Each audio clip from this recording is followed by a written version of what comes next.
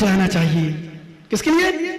माली को जाओगे जाने दो, पर विश्वास मानो, भगवान की चिंता करो। बहुत सारी माताएं मालूम क्या करती हैं, मंदिर की चिटक हो तो मुट्ठी भर भर के, अभी मैंने ब्रह्मचारी की थाली में देखा, कम से कम मेरी पूजा करनी थी अकेली 3-4 लोग, 2 ही लोग थे, बस 4-5 तो पिंकू वगैरह हो गए, पर 2 ही पूजा में कम से कम 25 बादाम एक थाली में, मेरी पूजा में, और जबकि यहाँ चढ़ा गया हूँ वो अलग, 25 बादाम 2 लोगों में। मैंने कहा ओहो, घर में माताएं द्रव्य चढ़ाती हैं और मंदिर में चिटक चली जाए बड़ी तो डिब्बी से 2 टुकड़ों कर लेती हैं। जय जय नाथ परम गुरु हो, एक चिटक की 2 चिटक हुए, और मंदिर की हो तो फ्री में थाली भर हुए। ले भैया पुजारी जी, ला मुझे बादाम और चढ़ा दे, तो मुट्ठी भर भर जान जय जय नाथ परम गुरु होए, और फ्री की द्रव्य मिले तो थाली भर होए। फ्री का चंदन घिस मेरे नंदन, घिस मेरे नंदन, चले जा फ्री का। नहीं ज्ञानियों, ध्यान रखना, मंदिर में चढ़ाओ तो बड़ी विशुद्धि के साथ चढ़ाओ, उसका फल होता है। देते हम थोड़ा सा है। तो मुझसे प्रश्न किया उसने कि महाराज तुम्हारे जैनी लोग कितने पागल हैं। मैंने क्यों? बोले श्रीफल, बादाम, लौंग, इलायची, कोई किशमिश, कोई कुछ चढ़ाता है, मुट्ठी मुट्ठी भर के ले जाता है, माली को जाता है, क्या लाते हैं वापिस। मैंने कहा तुम्हें यही तो पता नहीं ज्ञानियों, जैनियों की विशेषता। सुन लो जानियो, तुम्हें यही पता नहीं है। अरे जैनी लोग मुट्ठी भर ले जाते हैं, दिखता जरूर है खाली आ रहे हैं, पर झोली भर के ले जाते हैं। क्यों? क्योंकि भगवान के दरबार का, बीतरागी भगवान के दरबार का अजब तमाशा देखा है। देते नहीं देखा, पर भक्तों की झोली भरते देखा है। भगवान को देते नहीं देखा, खाली लगता जरूर रोज गए हैं, पर पुण्य की झोली भर के ले जाते हैं, तो हमेशा हमेशा भरे रहते हैं। इसलिए भगवान के चरणों में चढ़ाओ विशुद्धि के साथ, कम नहीं चढ़ाओ, खूब चढ़ाओ। पर फ्री का मिले तो कम चढ़ाओ, और पैसों को मिले, अपने घर का हो तो खूब चढ़ाओ।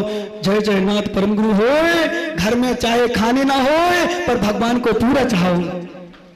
क्यों? क्योंकि जितना आज जिनके पास पैसा है, ज्ञानी ध्यान रखना नरेश जी, जिनके पास भी पैसा है, रुपया है, दुकान है, मकान है, पत्नी है, बच्चे हैं, यानी सुंदर सुंदर पत्नी मिल गई, सुंदर सुंदर बच्चे मिल गए, हंसना नहीं, हंसी की बात नहीं कर रहा हूं मैं, तुम मजाक समझ रहे हो मेरी।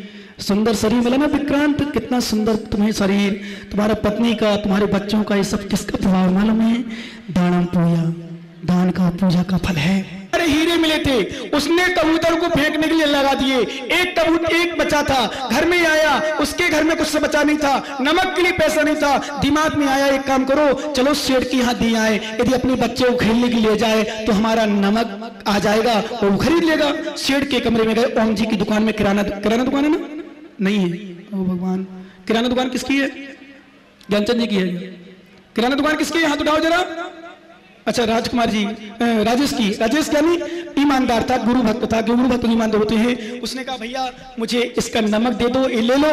तो सेठ ईमानदार था, कुछ भक्त था, गुरु का भक्त था, कुछ लोग तो था ही, पर कुछ सच्चाई पना थी। उसने क्या किया, एक, माता सुनो ध्यान से, उस पत्थर से बहुत सारे नमक भर दिया और नोटों की गड्डी रख दी।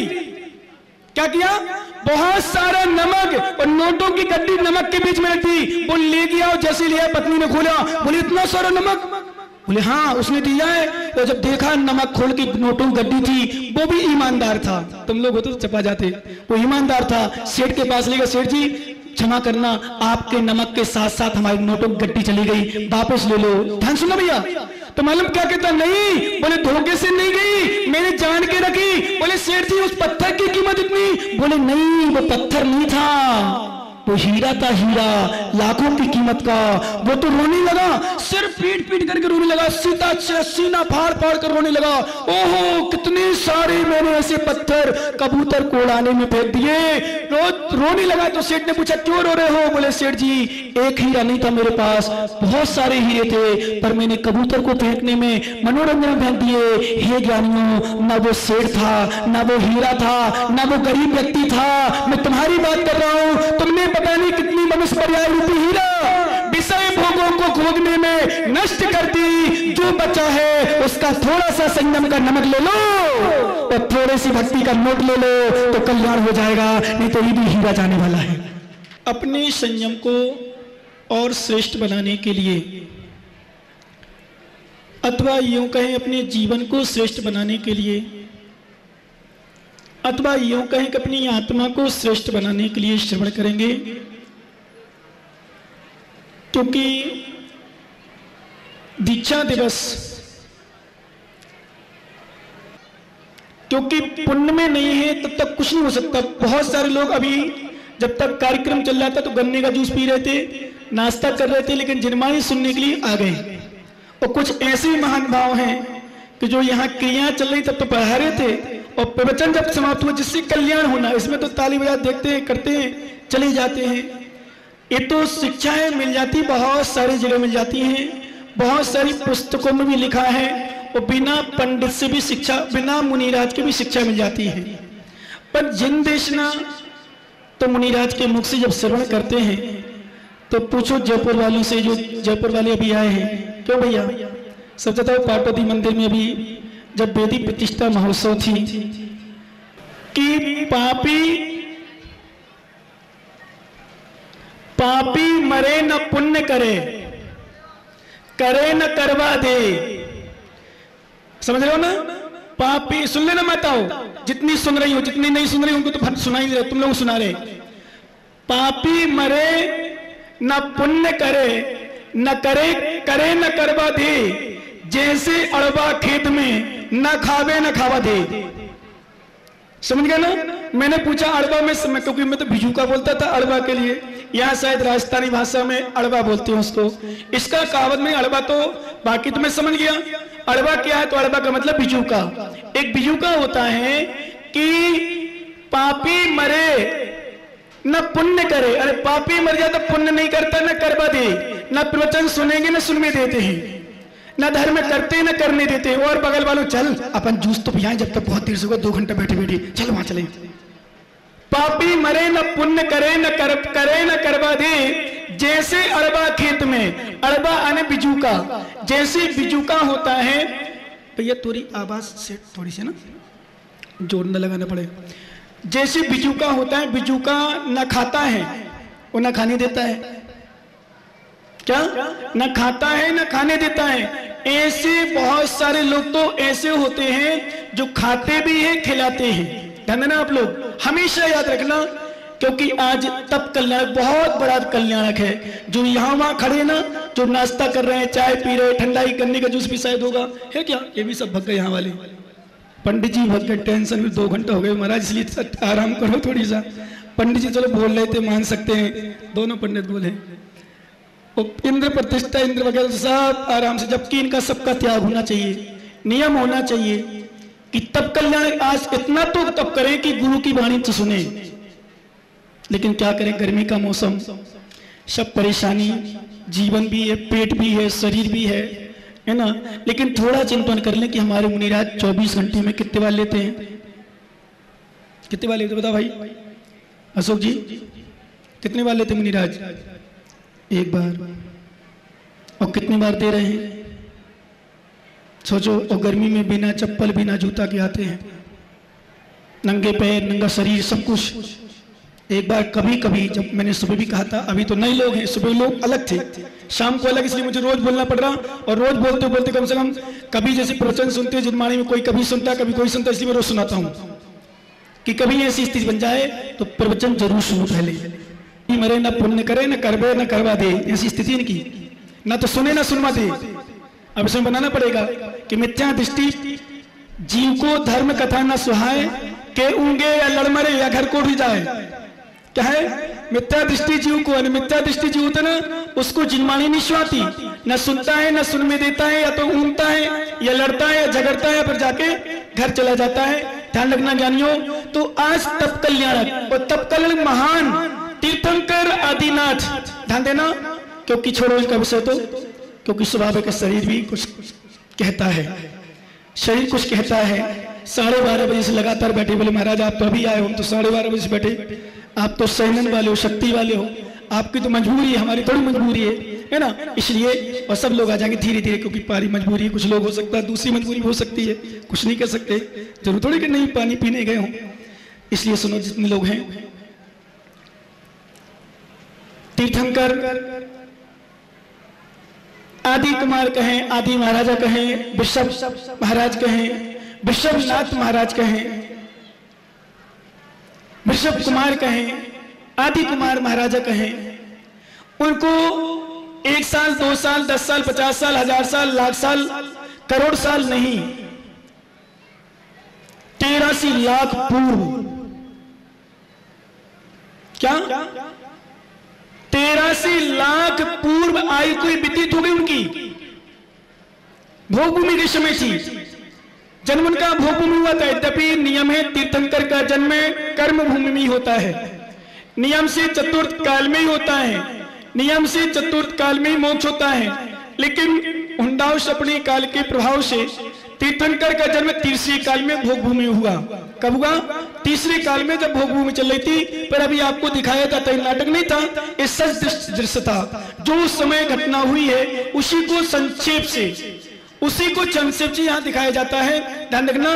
तो वो कर्म भूमि प्रारंभ हो गई, भोगभूमि समाप्त हो गई। अर्थात भोगभूमि का मतलब जहाँ कल्प वृक्षों के द्वारा भोग की सामग्री प्राप्त होती है, खाने पीने पहनने ओढ़ने रहने इत्यादि 10 प्रकार के कल्प वृक्ष होते हैं। कितने प्रकार के? 10 प्रकार के कल्प वृक्ष होते हैं। उन 10 प्रकार के कल्प वृक्षों के द्वारा जीव अपनी पूर्ति करते हैं, आपूर्ति करते हैं। भोजन चाहिए, भोजनांग नाम के वृक्ष के पास जाते हैं, मुझे भोजन चाहिए, व्यंजन मिल जाते हैं अनेक प्रकार के। वस्त्र चाहिए, वस्त्रांग नाम से जो कल्प वृक्ष होते हैं उनके पास चले जाते हैं। बर्तन चाहिए, भाजनांग नाम का वृक्ष होता है, बर्तन मिल जाते हैं। भूषणांग नाम से भूषण मिलते हैं, ज्योतिरांग नाम से ज्योति दीपक आदि मिलते हैं। और ऐसे ऐसे बहुत सारे जो 10 प्रकार के वृक्ष हैं, अपनी अपनी कामनाओं की दृष्टि से, अपनी अपनी इच्छाओं की दृष्टि से वहां पूर्ति होती है, ध्यान रखना। तो कल्प वृक्ष लास्ट समय चल रहा था नाभि राय के समय, जब आदिनाथ ने जन्म लिया। आदिनाथ के समय पर विशेष रूप से कल्प वृक्षों की समाप्ति होती गई, कर्म भूमियां प्रारंभ होने लगी। तब ये अभी आए थे त्राहिमाम त्राहिमाम त्राहिमाम, वहां कपड़े नहीं बचे पहनने, खाने के लिए समस्या आने लगी, अनेक समस्याएं आने उत्पन्न हो गई।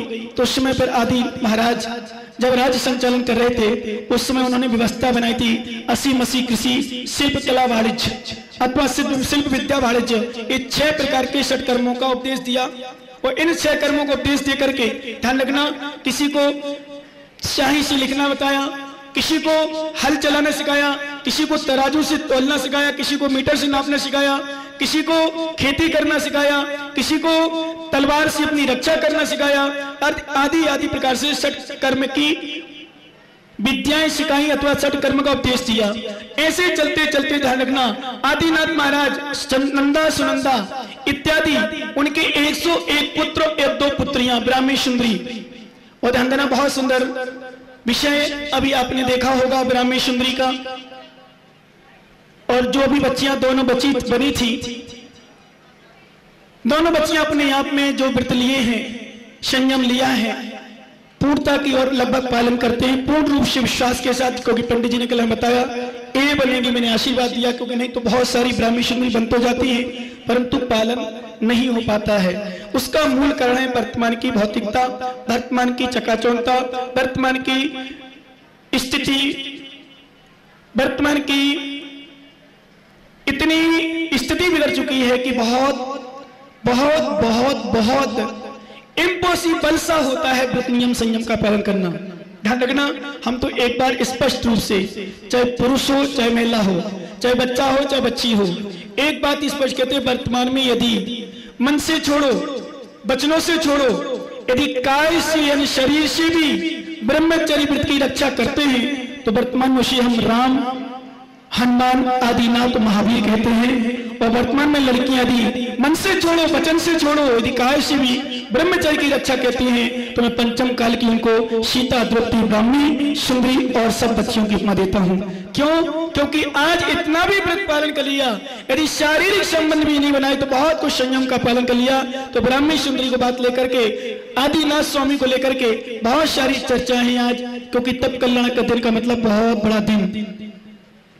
और मैं तो कहता हूं आज का दिन इतना बड़ा दिन है कि शायद यही आज बुंदेलखंड में होते और बुंदेलखंड में पंचगणक होता। अब कभी भी चले जाना वहां बुंदेलखंड में, तब कल्याण के दिन तो भरपूर भीड़ रहती है। यहां से बहुत सारी महिलाएं खरीदी पर, कोई बातों में, कोई चाय में, तो कोई नाश्ता में, तो कोई ठंडाई में, तो कोई जूस में, कोई कुछ नहीं तो चलो थोड़ा सा घूम आए, फिर अभी क्रियाएं होगी फिर देख लेंगे। लेकिन उस समय हमने देखा कई पंचगण हुए मेरे शारद में, ब्रह्मचारी अवस्था में हुए और भी अवस्था में, मुनि अवस्था में हुए, और भी मैंने देखे बहुत सारे। विश्वास मानो हर दिन भीड़ देखी हो ना देखी हो, पर तब कल्याण के दिन विशेष रूप से भीड़ देखी। उसका मूल कारण कि संयम एक ऐसा दिवस है, संयम एक ऐसा दिवस है, ध्यान रखना, जो अपनी आत्म कल्याण के लिए विशेष रूप से कार्यकारी है। यदि संयम नहीं है जीवन में तो कुछ भी नहीं है। संयमहीन मनुष्य, ध्यान देना, संयमहीन मनुष्य सुगंधहीन पुष्प के समान है। जैसे सुगंध से रहित पुष्प की कोई कीमत नहीं होती, सुगंध से रहित, खुशबू से रहित पुष्प की कोई कीमत नहीं, इसी तरह ध्यान देना, संयमहीन मनुष्य की कोई कीमत नहीं। हम तो कहते जिसके पास संयम नहीं, व्रत नहीं, वो खोखला है, खोखला, कुछ भी नहीं उसके पास। जैसे उदाहरण के लिए नीचे जमीन गड्ढा कर दिया जाए और ऊपर से सुंदर अच्छा अच्छा अच्छा आइटम लगा दिया जाए, कोई भी मार्बल लगा दिया जाए, लेकिन जमीन खोखली है, और जमीन खोखली है तो उसकी कीमत नहीं। कभी भी वो पत्थर टूट सकता है, कभी भी बाजार आ जाए तो गिर सकता है, व्यक्ति मर सकता है। इसी तरह से जिसके जीवन में संयम नहीं, ध्यान रखना, और पुरुष महिलाओं के लिए विशेष, स्त्री और स्वपति संबंधी व्रत भी तुम्हारा संयम कहलाता है। क्या? स्वपति स्वपत्नी संबंधी यदि व्रत है तो भी तुम संयमी कथनचित हो। शील व्रत कहलाते हैं, शील व्रत। खाली शील व्रत का मतलब यहाँ यदि सौ स्त्री और स्वपति संबंधी व्रत, सुधार संतोष जिसे कहते हैं, यदि श्रावक श्रावकानी यानी पति पत्नी ने इतना भी नियम ले लिया कि मैं अपने पति को छोड़कर दूसरों के प्रति गलत दृष्टि नहीं डालूंगी, मैं अपनी पत्नी के अलावा किसी के प्रति गलत दृष्टि नहीं डालूंगा, तो आपने सुधार संतोष व्रत ले लिया, वो इतना नियम भी ले लिया, तो ध्यान रखना, श्राप को श्रावकाओ तुम्हारा इतने में कल्याण हो जाएगा, वास्तव कल्याण देखना तुम्हारा सफल और सार्थक हो जाएगा। इतना मात्र नियम में, यही तुम्हारा जीवन में संयम आ जाए, बहुत बड़ा नियम हो गया, बहुत बड़ा संयम हो गया। क्यों? आदिनाथ स्वामी, चर्चा चल रही थी आदिनाथ भगवान की, 83 लाख वर्ष, 83 लाख पूर्व इतना समय व्यतीत हो गया, तो शौदरमिंद ने सोचा, आदिनाथ ने सोचा, तभी शौदरमिंद ने सोचा क्या करूं, कैसे होगा, तीर्थंकर दीक्षा लेने के लिए नहीं जा रहे हैं, बैराग नहीं हो रहा है, क्या कारण है? अवधि ज्ञान से जाना, ओ हो, आदिनाथ तो व्यस्त हैं, घर गृहस्थी व्यस्त हैं, ध्यान रखना, संसार की क्रियाओं व्यस्त हैं, इनको वैराग का कोई कारण होना चाहिए, और वैराग का निमित्त मिलते ही, ध्यान देना मनुष्यों, तुमने कितनी मृत्यु देखी जीवन में, कितनी मृत्यु देखी, विचार करना, कितनी मृत्यु देखी। प्रकाश जी, कितनी मृत्यु देखी अपने जीवन में? बोले महाराज ध्यान ही नहीं है, पर बैरागी कौन है बताओ? कमल जी बच, कितनी देखी हैं? 50-60। अभी देखना आदिनाथ को क्या होगा। 50-60 मृत्यु देख ली, कितनी भैया? 50-60 मृत्यु देखी अपने जीवन में, विश्वास करो ज्ञानी, और एक मृत्यु में आदिनाथ को बैराग हो गया। बोले महाराज कई तीर्थंकर ऐसे हुए हैं, एक सफेद बाल, डिसीजन जी, एक सफेद बाल देखते ही बैराग हो गया। बोले महाराज उनको एक सफेद बाल देखकर बैराग होता है, हमारे सबके सब बाल हो गए सफेद, और सफेद हो जाते तो हम तो छिपा देते हैं, समझ रहे हो ना?